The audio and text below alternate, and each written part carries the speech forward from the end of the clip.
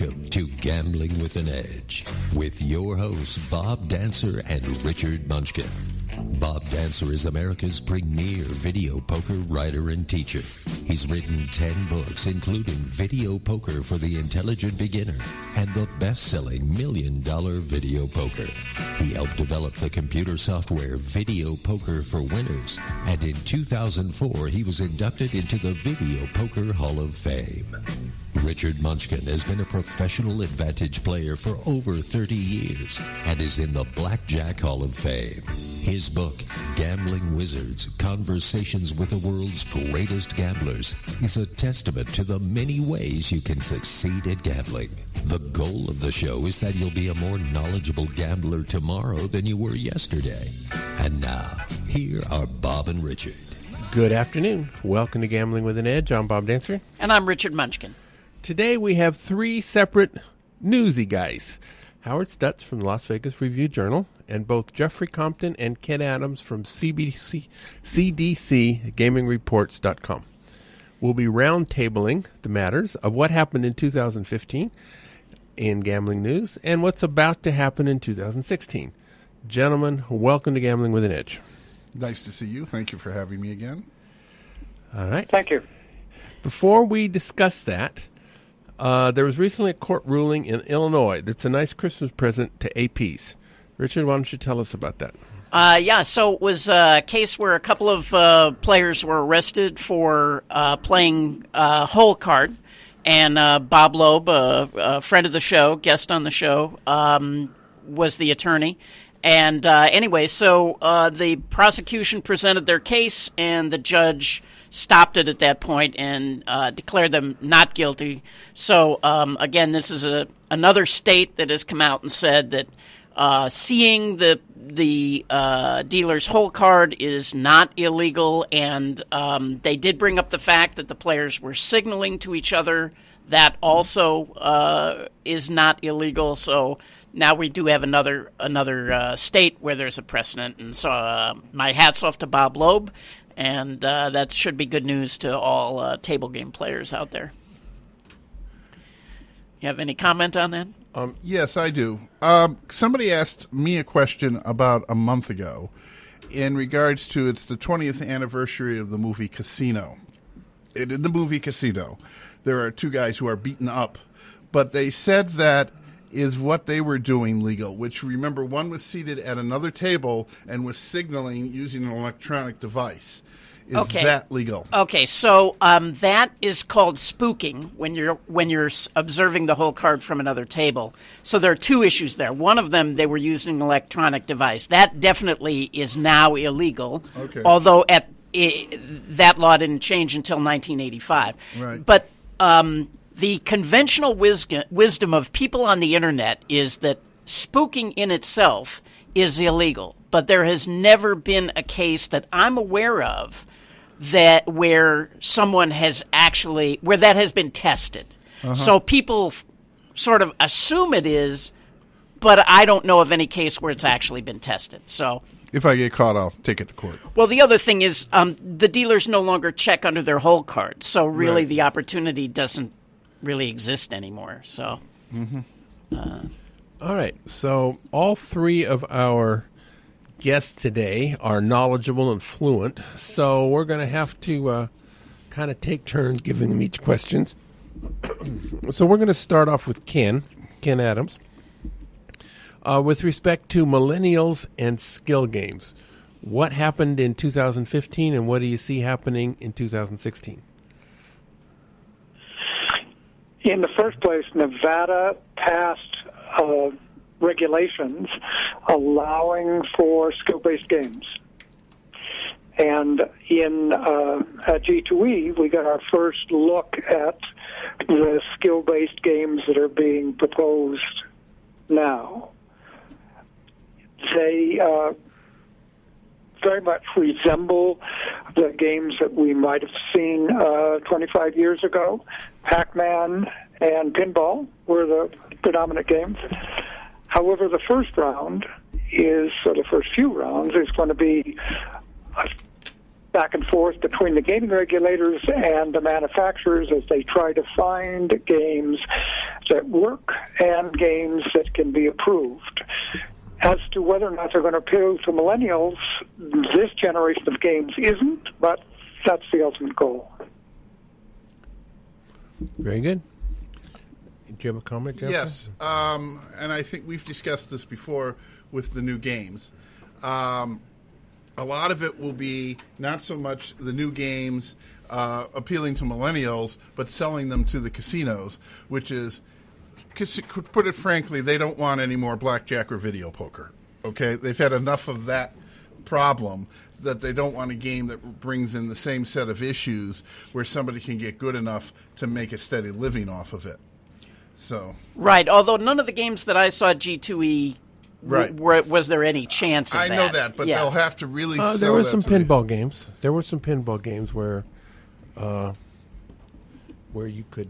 Where theoretically you could actually have an edge over the house? Especially if you invited some really bad friends who... Because it was a pool of players. So if you had a lot of bad players to donate to this, the good players could cream it off. So if you have really bad players, then... Okay, because a lot of the games I looked at, they actually showed the house edge. So, for example, there was like a Scrabble game where the better you were at Scrabble, and it would tell you, like, the really bad players are playing at, 90... 2% return. 92% return, and the good players are getting a 96% return. But still, the players aren't I ever didn't know winning. Scrabble was a millennial game. Well, my wife would have gone nuts. Okay. Words with Friends, Jeffrey. Words with Friends. That's the game that they're talking. That's the game that they're talking about. Okay. Right. Words with benefits. There we go. Words with benefits. Okay. All right, so let's change subjects. Well, wait, I'm sorry. Okay. While we're on the subject of millennials and what's coming up, there's this whole new thing that Wynn is trying to do where he's created this new area at the Encore. Yeah, he's doing a new nightclub, and it's a new kind of club area for millennials. Caesars is trying this, where they announced the CEO of Caesars said this at G2E, that they were going to create these areas for millennials at different casinos. They're trying them out. They wouldn't say where or what, but they were just... these millennial type games, these tabletop games that look like giant iPhones, like you guys were discussing, and they're social interactive, and the bar and music, and that's what they're trying. That's what they're trying, and to see if that works to bring in customers, not just there, but in the restaurants and the nightclubs and all that. Has this opened at the Encore yet? I haven't. I don't think it has. I'm not real sure. I haven't been in. I haven't popped in there lately to see, but I'm not real sure if it has or not. But it's something that's. I think we're going to see a lot more of this. It's going to be a slow process. You're going to see these games on the casino floors in the next year, but you're not going to. All of a sudden, you're not going to walk into a casino one day and the next day it's going to be look completely different with all these crazy new type products. It's going to be a very, very slow process. Some of these games haven't even got through gaming approval yet. I mean, there's it's a long process for this to happen, but we'll see it, But yeah, this is just going to be a process. You're going to see in a lot of different properties to try to bring millennials, try to do something to draw that customer into the not just the casino, but the restaurants and everything else. All right. So you've been hearing Howard Stutz there. So we're going to direct the next question to Howard, relating to Caesars Entertainment, who's looking for creative ways to go bankrupt. And they didn't look for creative ways. They did that to themselves. They did that a long time ago. So tell us what's happened in 2015 and what do you think is going to happen in 2016? Well, in 2015, back in January, Caesars put Caesars Entertainment Operating Company, one of their largest operating division, includes almost a dozen regional casinos, maybe more than that. Caesars at Palace is the only casino here in Las Vegas that's in it. Caesars Atlantic City, Harrah's Reno, They all went into a Chapter 11 bankruptcy reorganization. Caesars is trying. Caesars has almost $23 billion in long-term debt. They picked that all up when they went private in that private equity buyout a couple of years back in 2008. They moved a lot of properties all around different operating divisions in the last couple of years. most of the debt, about 19, almost 20 billion of it, is tied to Caesars Entertainment Operating Company, CEOC. That'll be the easy way for me to, so I don't have to spit all over myself trying to say this a dozen times. They put CEOC into Chapter 11. They want to convert it into a REIT, and where they would operate it, and there'd be basically they're going to shed about $10 billion in debt is the idea. They put them in January. This is going to drag out now into 2016. We're probably going to be talking about it when we're sitting here a year from now. We'll be still talking about Caesars and what's going on with their bankruptcy. There are lawsuits pending by a lot of the junior level bondholders that don't like this because they're going to get basically cut out of a lot of this stuff. So they're filing these lawsuits. There's court cases going on that could put the whole company into Chapter 11, all of Caesars. That if something happens with these court cases, this is just going to be a long process of dragging out that we're going to see dragging out throughout 2016. And Jeffrey, you had an article today, right, about yes. Harry Reid? Yes. Aaron Stanley, who is out of Washington, wrote the article that Harry is trying to get through as part of the big omnibus spending bill that they have to pass, digest. He's added a rider that would make their bankruptcy easier as far as other bankruptcies. I wonder what his next employer is going to be. And Ken, you had some interesting perspectives on Harry. Well, Harry is Nevada, and he's done a very good job of solving problems for Nevadans all along. And this is typical of what he's done. He's used whatever power or skills he has to further the agenda of Nevadans. And he certainly looks at Caesars as being that. And this is his swan song. He's going out, and it is not at all surprising that he is trying to do something for Caesars at this particular time. And as someone says, this is speculation, he might end up with a board seat. But so he should have a lucrative retirement from politics. Certainly, it is typical of what Harry Reid has done for his whole career. He's done whatever he could for his constituents in Nevada. Well, there's a question of whether this will, I think Elizabeth Warren, senator from Massachusetts, may not be on board on this right now. So the question is whether they're going to get this into this omnibus spending bill. As Jeffrey said, it's a huge bill that they have to pass because it covers all the spending. And senators are always trying to tuck stuff into this in the last few days of the year. So we'll see if he can even if it makes it in there. I mean, the fact this come out right now, in Washington, we don't know if it'll happen or not. All right, Jeffrey, is Las Vegas making a comeback? Depends on which direction you look. Let's look north. Okay, let's look south first. Oh, okay. Okay. There seems to be lots of green sprouts coming out of the Tropicana. Okay. I mean, I drove past there last time. I mean, they seem to, who owns it? Penn National. Penn National. It seems to be making a good attempt at turning around the Tropicana. Okay. City Center is finally, coalescing to be something worthwhile. Okay, moving up the thing. We have Caesars problems, but we have. Was it that I read the owner of Treasure Island turned down an attempt to buy the place? So it shows that there are lots of signs. No, he was trying to buy the Mirage. He was trying to buy the Mirage, but it sounds like people are interested in buying and selling stuff, and not at cheap prices. Now we get past Encore. Okay. Up to the North Strip, and also good news on the South Strip is the arena. Exactly. Arena opens April, or beginning of April. Yes. The first event. And parking will be starting in 2018.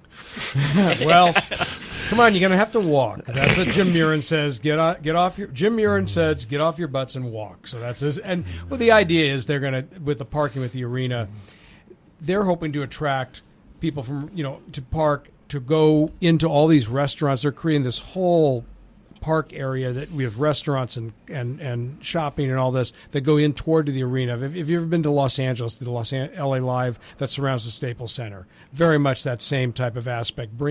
You don't just go down there for the game. You're down there or the concert. You're down there for dinner and then afterwards. So that's what they're hoping to do with this. But as we move north of Encore, of course, we have the struggling SLS. We have the Fontainebleau Monument, which is now, at least you know how much it will cost if you want to buy it.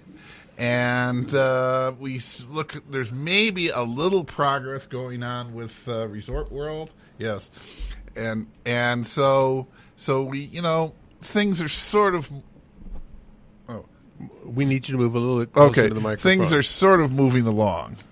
And Echelon, right? Echelon, yeah. So, but on the other hand, the local casinos are doing very well. The downtown casinos, I was just looking at their numbers, and they're doing very well. Okay, so things are coming together. North Las Vegas just got a big boost that with the car factory. So coming in. So all in all, I think it's good. They just have one problem is the area from Sahara down to whatever. Charleston. The old Stardust Drive. The old Stardust Drive, and that's the area to work on. On the other hand, there's a lot of opportunity in that area. Yeah, the key will be is if Resorts World actually starts construction next year. I mean, they were the Genting group out of Malaysia bought the old Echelon site in March of 2013. They said, okay, we're going to look at it. We're looking at it. Then they got found suitable in 2014, and then this year in May they did this big elaborate ceremonial groundbreaking, and nothing's been done other than they fixed the parking garage and finished that, which they say they're going to house all the construction workers. If they move forward on Resorts World, that will spur some things along. When you get that kind of construction, that'll help. Riviera is going to come down here at some point with the convention center, trying to whatever they want to end up doing there. No, that's going to get tied up in some ways.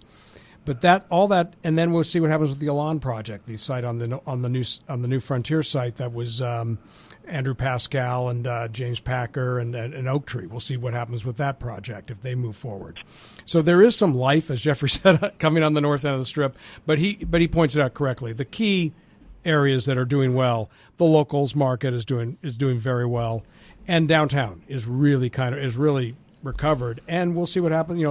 If Faraday starts construction next year, that was we have a bet in the newsroom. Which happens first? Resorts World starts construction or Faraday? Everybody said Faraday.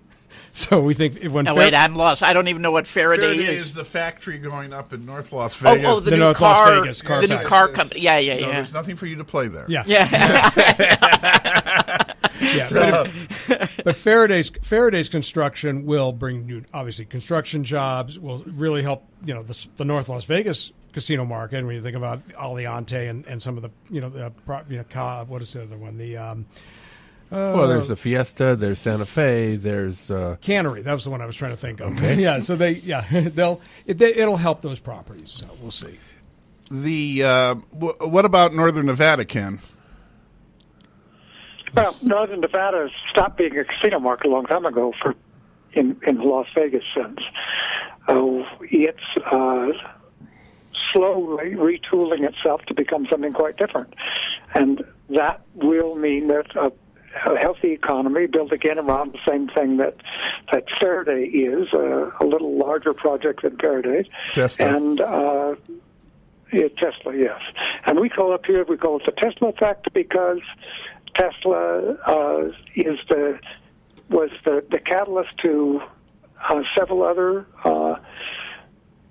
companies coming in, high-tech companies coming in, plus the fact before Tesla there had already been some movement in some warehousing and things that were getting to be significant. So Reno is retooling itself. I mean, the casinos that are left are going to have a much better market. Somebody asked me recently about the old John Esquagas Nugget, the Sparks Nugget. And at one point I was certain that would never make it, but with the change, there's a good chance that if they hang on long enough, there's going to be plenty of people living in their neighborhood to support that property too, and people coming in. The hotel rooms are getting more valuable. The one thing I'd say about Las Vegas is much of the two properties that you talked about, Genting and Packer, is dependent on the economy in the Far East and their ability to raise money. And Packer is not getting as warm a reception as he had thought, mainly because of the struggles of Macau. And so he's not getting the money quite as quickly as he thought he would. However, Genting said recently that they were on track with their funding. Very good. Tesla, though, that's closer to Carson City than it is to Reno. The workers there would have to drive a long way to get to the Reno casinos, wouldn't they? No, it's not closer to. No, it's east of Reno. Carson City is south, and we have a ring road here, so it's a pretty easy. Reno's a pretty easy town to get around in. It's not like Vegas; it doesn't have any of the traffic problems, and we have one easy road that you can drive all the way around Reno. It's about 75 miles total, but you can do it easily at highway speed. So it's very easy to get around Reno and get from one to another. Showing my disknowledge of Reno geography. I apologize. All right. Daily fantasy sports. Jeffrey, you spoke less than a month ago on this show about the daily fantasy sports, and at that time it was in flux. Well, it still is. You know, if they get screwed anywhere, they'll get screwed. You know, it's up to you, New York, New York. They lost the first round legally in New York. They won they got a stay until the full appeals court can hear them in New York. They've been getting a much more warm reception in Massachusetts, where the Attorney General, who was very anti-casino, extremely anti-casino. Yes, but Robert Kraft is a big donator. Oh, yes. DraftKings is headquartered in Boston. So, but they're working with Boston on regulation. And somebody, I forget who I talked to, but they felt that eventually this is just going to become state by state regulated. That's the way it looks right now. I mean, Nevada shut them down in October. Other but Nevada's such a small market. When you think of daily fantasy sports, you got to think of population, and so that's why when New York did what they did, when the Attorney General of New York shut them down for legal reasons, that became that's why they filed suit. They didn't file suit here in Nevada. It's kind of a good news for them. At least they can take whatever they want to call them, daily fantasy wagers until the end of the year. They can continue to do that. No, it can't be wagering because it's not gambling. Well, Howard. Don't you know that? Yeah. I guess not. I think it's a lot of it's going to be tied, because what we're going to see in the next year is a lot more discussion on sports wagering as a whole in Congress. We may see some push. I mean, this is something the American Gaming Association is pushing. Now, they're going to hold back because the gentleman we mentioned earlier, Senator Reid, is a fan of PASPA, the act that was signed in 1992 that limits sports wagering to just 4 states, Nevada included. They don't want to do anything that's going to upset Reid, so they don't want to embarrass him as last year, so they're not really pushing for it. But the key will be New Jersey. New Jersey has filed suit. They're in the Third Circuit on a Court of Appeals to try to get sports wagering into Atlantic City casinos. It'll probably go to the U.S. Supreme Court. And when that would be the sense. That's what I think New Jersey's hoping. And if it does, that could be a Supreme Court ruling on PASPA, the legality, the constitutionality of PASPA, and that could change the whole landscape. And then you're going to see sports betting pop up everywhere. Daily fantasy is just going to become part of that. That's just my guess for what we're going to look forward to next year. I think daily fantasy became an impetus, kind of a push to help this along on sports wagering in the U.S. Well, that'd be interesting. that was one reason the AGA did not come out way against it. No. You noticed Freeman, Jeff Freeman, the president, CEO, was sending out warning messages to, don't get on this bandwagon of anti-sports. They see it, look, the idea that Nevada wants to keep sports betting out of other states is wrong, because these companies, especially companies like William Hill and CG Technologies that manage sports books, can easily drop their model into many of these casinos around the country in the regional markets, riverboats and commercial casinos everywhere around the country. And MGM has, built a big casino in near Washington D.C. out in Maryland. Caesars obviously has properties all over the U.S. I mean, the gaming industry would love to see sports betting get legalized nationally, because it becomes a bigger market for them. And it's not going to hurt Las Vegas, sports betting nationally. I mean, you don't think? No. Are you going to go watch the first round of the NCAA tournament in Council Bluffs, Iowa? No offense to the friends in Council Bluffs, Iowa. Or are you going to come to Las Vegas? Of course, you're going to still come to Las Vegas. Well, I don't know. If you live in Omaha. If you're running for Nebraska, sure. Well, but if you're Caesars, you have a casino there anyway. So, exactly. So why is Harry Reid against it? He was just, what the understanding I heard is that he somehow he's tied, and he believes PASPA. Maybe he was in, 92 was he? Yeah, he was probably in Congress then. Probably supported. He was a senator then. He supported PASPA. Wants to see it, believes in it, and wants to leave it as is. He'll be gone in 2017, and then it might be able to move forward. And then again, the Supreme Court could turn the whole thing down. Ken, on this one?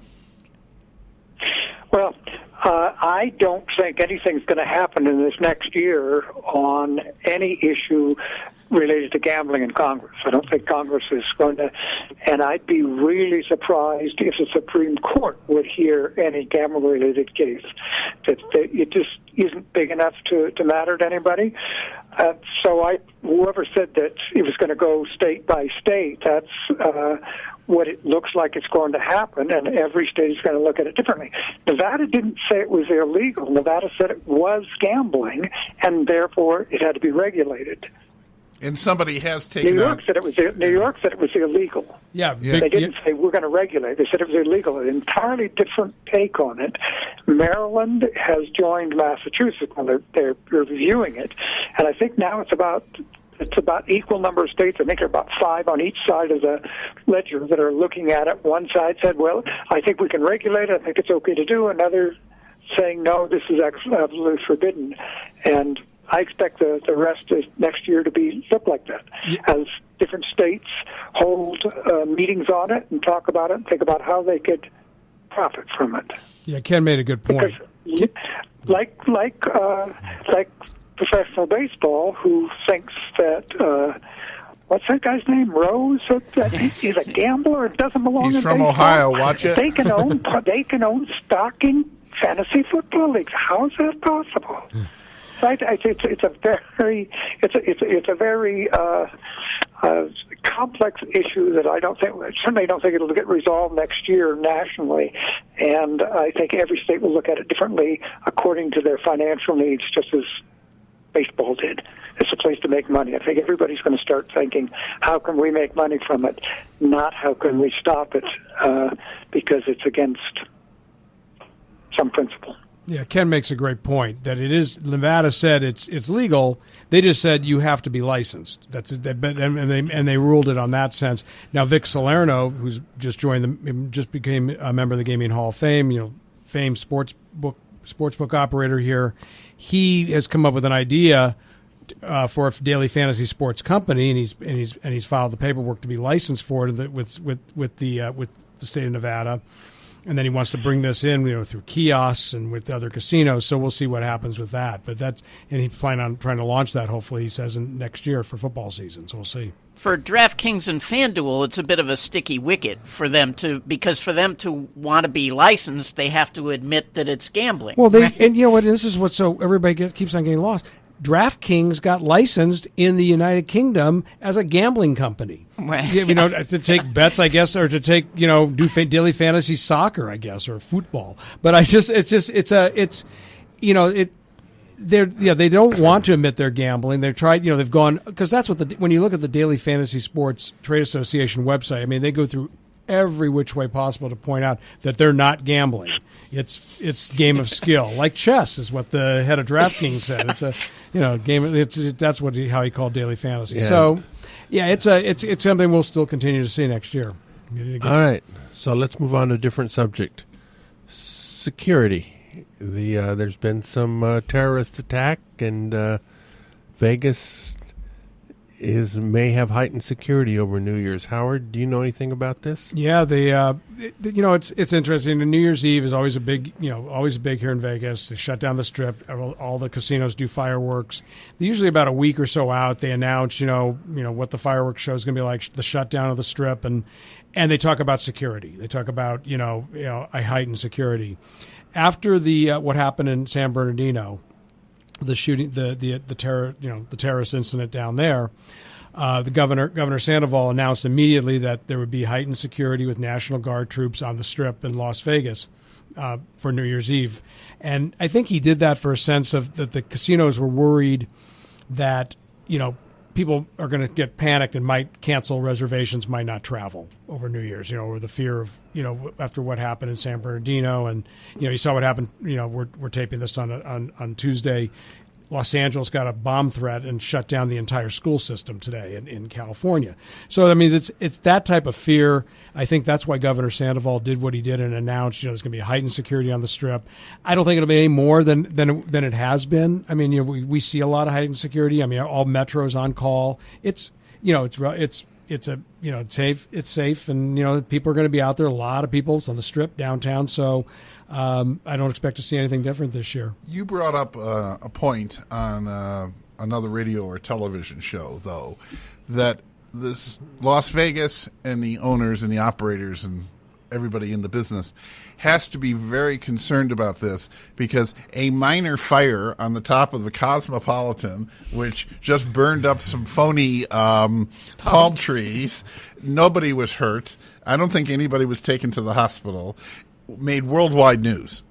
So there has to be, it won't take much to get the reputation of being unsafe. That's correct, because as Jeffrey points out, the Cosmopolitan fire, just remember, was, it wasn't fire at the Cosmopolitan, it was fire on the Las Vegas Strip. And that, because immediately, that's the national headlines. Anything happens with Vegas, it's fire on the Las Vegas Strip. So Jeffrey's right. An incident in Las Vegas is something that just scares the living, out of the community. Well, that can't possibly be true, because what happens in Vegas stays in Vegas. Everybody knows that. All right, elections. We have a big Republican debate tonight, and as Ken mentioned, nothing will happen. Excuse me, Richard. Ken, did you want to speak up? Ken is on the phone, so he can't wave his hands, or if he is waving his hands to speak, I don't see them. Did you have anything to speak about on the security issue? No.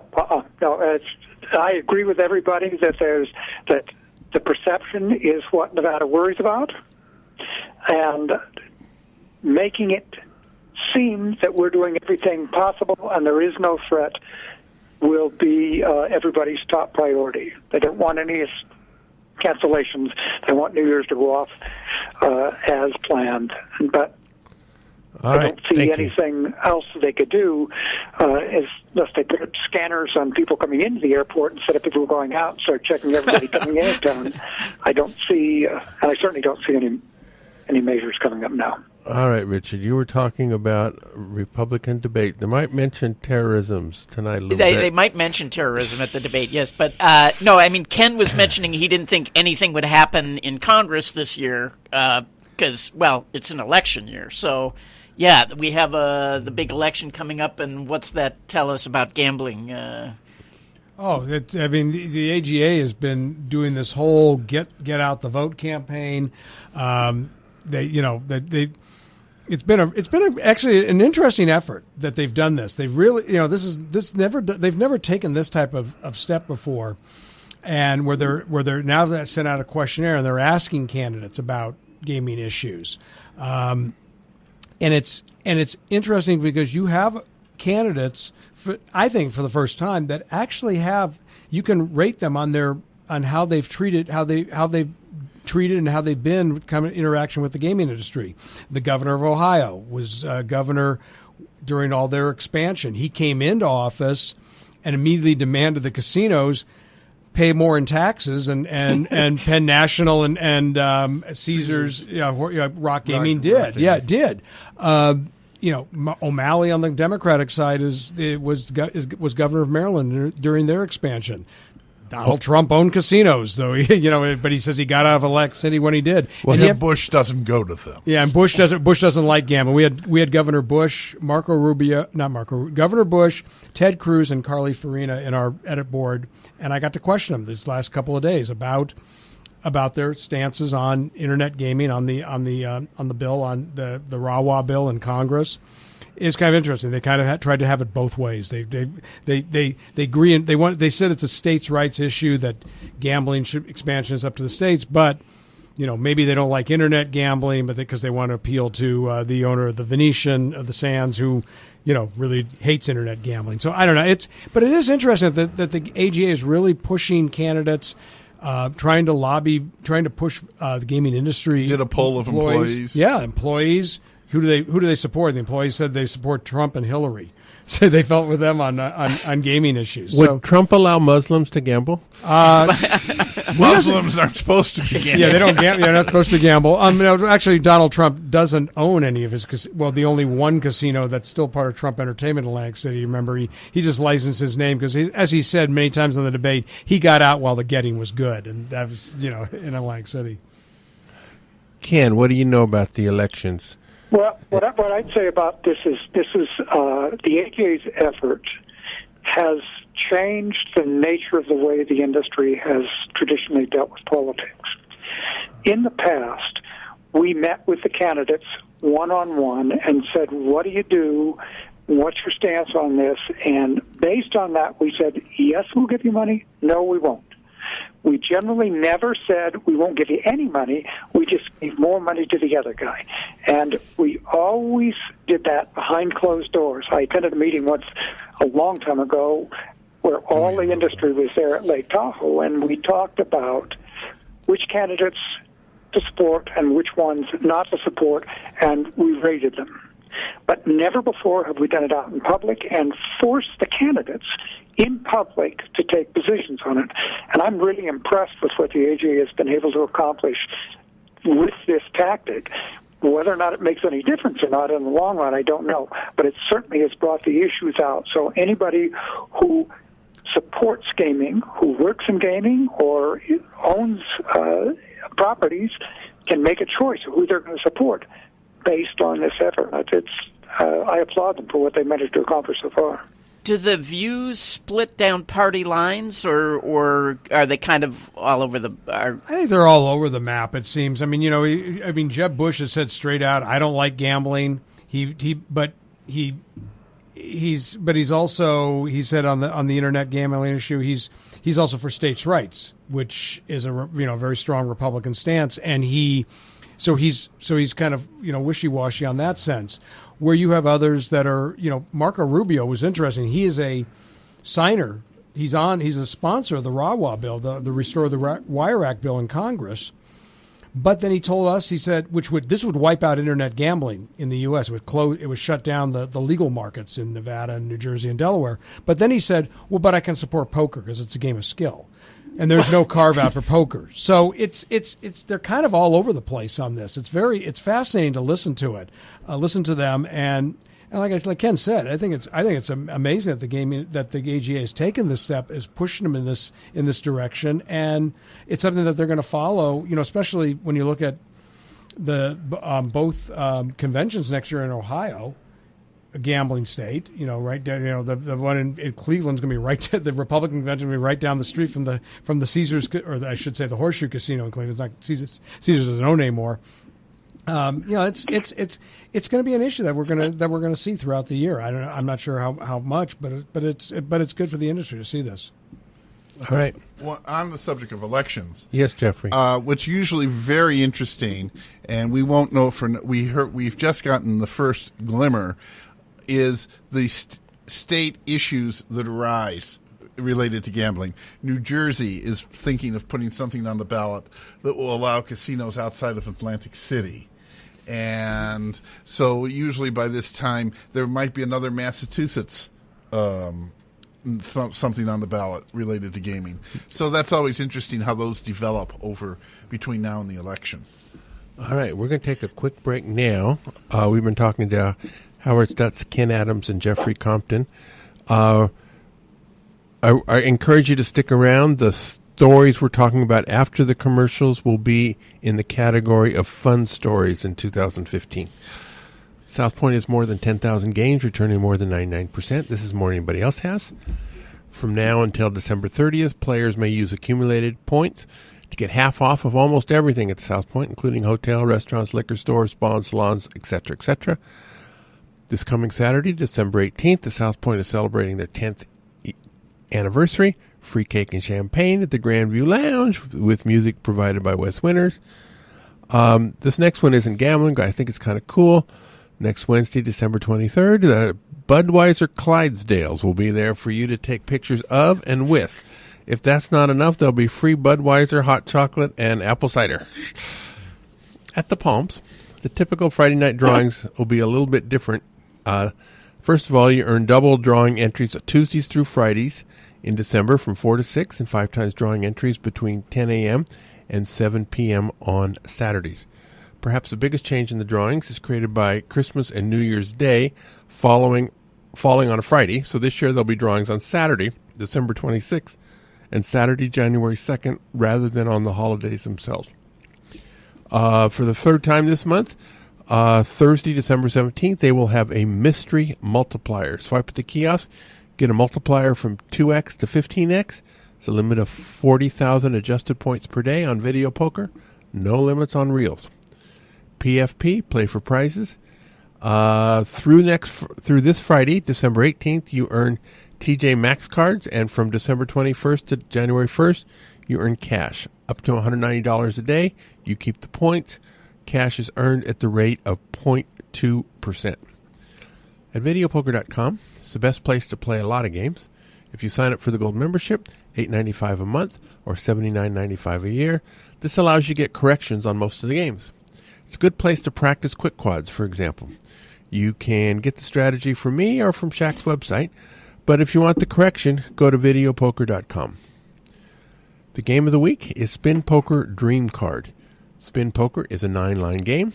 You play it just like regular video poker, but the pay lines zig and zag over 3 separate rows of cards. Dream Card is a 10-coin per line game where periodically you get a Dream Card. It's your 5th card, which means it's the best possible card given the first 4. Because of the Dream Card, you get a lot more royal flushes and a lot more 4-of-a-kinds than you normally do. But it's a 10-coin per line game, and that makes up for it.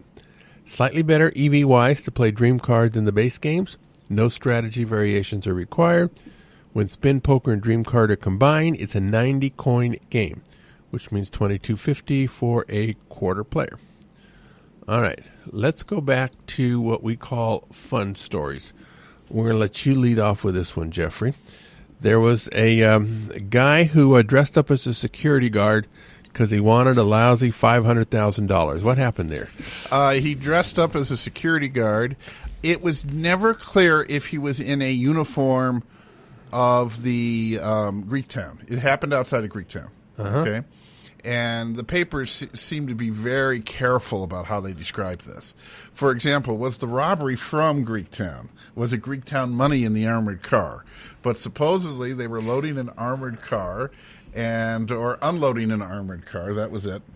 And a gentleman came up in a security uniform that looked very much like Greektown's and helped himself. Put the money and drove away. And, he didn't use a gun. Nobody got hurt. There's some money missing. Now, as I remember, money usually coming from that comes in armored cars is traceable. Okay? So he might have trouble getting rid of it over the years. And It's only 500,000. He got but obviously will have to be some financial security discussions in Detroit. You know, that reminds me of a story I heard when the Riviera first opened. Apparently, a couple of guys, it was quite a bit of a madhouse, and a couple of guys just walked into the pit and started standing around like pit bosses and stood around for the first hour or so and then started going up to the cage and ordering fills of 10,000, 20,000 in chips. And then as they would walk back to the pit, they would just drop those racks into the big purse of some woman who, and apparently the money was never recovered. So, yeah. Everything old is new again. those mob casino days, the good old days. Yeah, I will admit, because of that, I would be afraid of doing that. As we discussed with the movie Casino, they handled cheaters differently than they do now. At least, hopefully, better they do now. Yeah. All right. There's a $300,000 comped dinner, I think. No, not a comp. Not a comp. They paid for it. They paid for a $300,000 dinner. Howard, were you invited? I wish. Apparently, some pretty good wine was served at this dinner.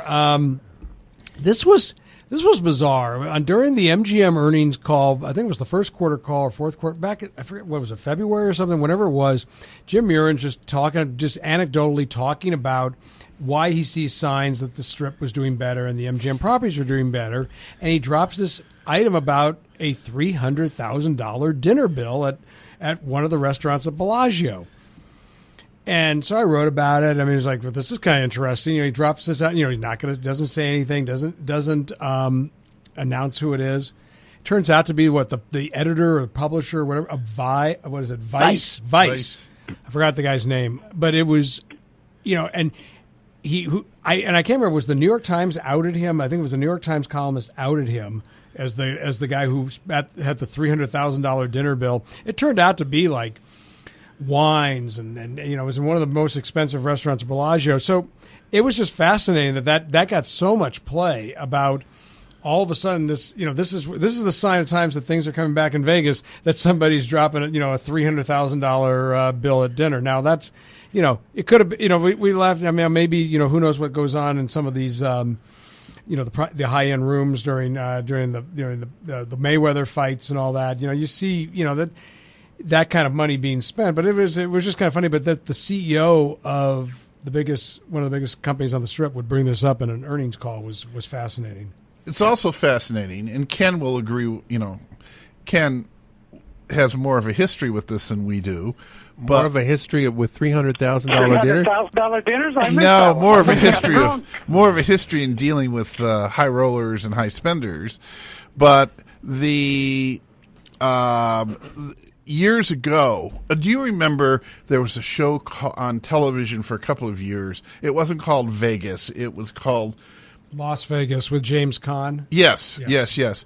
And one of the staff of the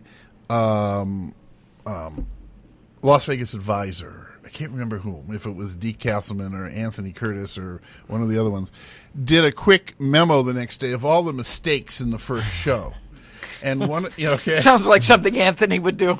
Yeah. And one of the mistakes was they were calling players' names using Mr. So-and-so loudly on the floor to high rollers. I mean, rather than Mr. C. Mr. C. And so what I'm saying is, Mr. S or Mr. Stutz might not be telling his wife he's dropping $300,000. I don't have $300,000. I don't have $30 to drop right now. But the point is that the idea of a casino, the head of a casino company even discussing this is rather new. Would you agree with me, Ken? Yes, but first about the show. On the show Vegas, it was in the old Maxim. You're talking about the old Dan Tana Vegas? And they said Mr. Douglas. And it was all right to say Mr. Douglas because Mr. Douglas was one of the investors. He owned 20% of the property at the time.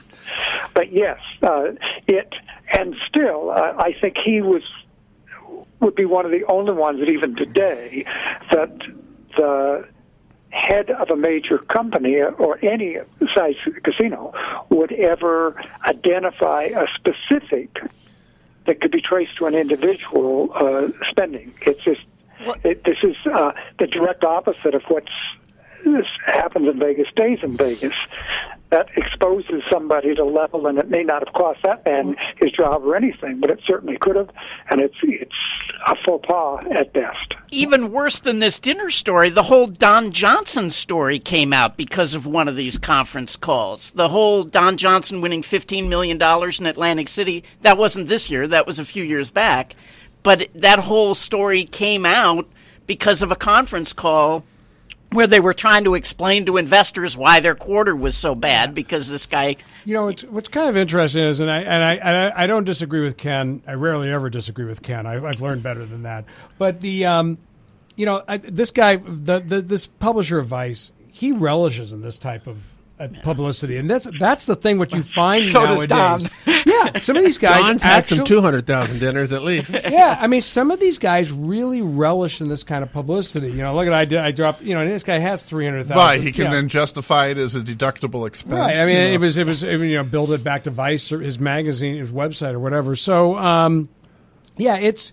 I agree. It was just very strange, and I think MGM had to know who the customer was. They knew who this person was. So it was just strange the way it all happened. All right, we got about 3 minutes left. There was some guys playing craps at Bellagio, Jeffrey. How did that one all go down? Well, they weren't playing. Playing means that they had. Well, I play video poker. Yes. You don't cheat, that we know of. And that's the way to get invited back. Oh, there went his Christmas present. Yeah, right. Seriously, make a long story short, I guess 2 players and 2 dealers cooperated on the type of bet that is oral and it's called a hop bet. A hop bet. And which are much more frequent at the strip casinos than they are, I've noticed, in the outlier areas. And they would, and if the hop bet was good, the guy would get paid. If the hop bet was bad, they'd forget about it. And so, over the course of 2 years, they took $500,000. And as I mentioned to you earlier, the casino had said in their defense that the only way this could happen is a 1 in $200 billion chance. And I went, well, if it's that rare, I haven't seen their figures, so I have no idea. If it's that rare, how come it took you 2 years to figure out this was going on? And you had to make a related party state's evidence. So, Yeah. It's kind of a crazy story. I'm always leery of any time any news story reports the odds of something. Because, calculated after the fact. Yeah, invariably, the number's going to be wrong. Anyway, we welcome your input. We love your questions. You can send them to us at gamblingwithanedge@gmail.com, or you can tweet them at me at RWM21. You can get the show delivered to you automatically every week at iTunes or Stitcher or YouTube or at my site, richardmunchkin.com. To get archives of all the episodes, every show ever done, you can find that at bobdancer.com. Very good. Thank you, Ken Adams. Thank you, Jeffrey Compton. Thank you, Howard Stutz. Thank you. Thanks. Go out and hit lots of royal flushes, everybody. Good night.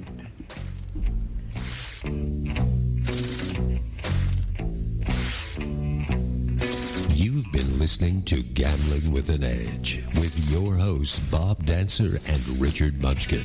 Subscribe to the show in iTunes, and episodes will be delivered to you automatically every week.